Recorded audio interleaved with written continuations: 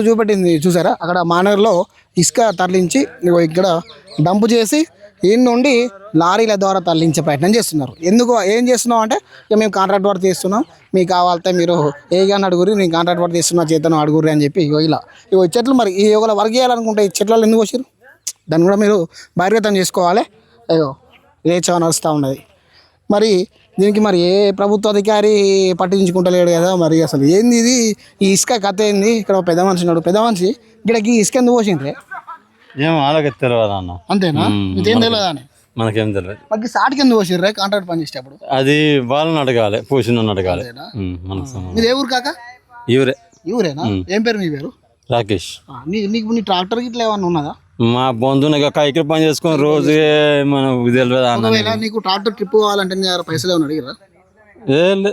అవసరం ఉంటే నీకేం అంటే ఈ ఇసుక గురించి ఏం తెలియదా? కొంచెం పేరు చెప్పరా పలానా వాళ్ళు అని చెప్పి.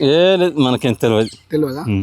ఈ రైతుకు తెలియదట ఇదే ఊరు. కానీ కాకపోతే మొత్తానికైతే ఈ ఇసుక డంప్ చేసిన క్యాండిడేట్ని అడిగితే నేను కాంట్రాక్ట్ వర్క్ చేస్తున్నా, మీరు కావాలంటే ఏకి ఫోన్ చేయండి, ఇక్కడ ఉన్న రీజనల్ కార్యదర్శికి కూడా ఫోన్ చేయండి అని చెప్పి నాడు బాధ్యత చెప్తున్నాడు.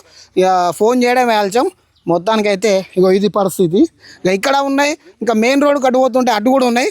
ఇది సీక్రెట్ అనమాట. ఇది ఏంటంటే గుహలో దాచినట్టు దాచిర్రు. ఈ నుంచి లారీల ద్వారా తరలిస్తూ ఉంటారు అన్నట్టు. ఇది పరిస్థితి.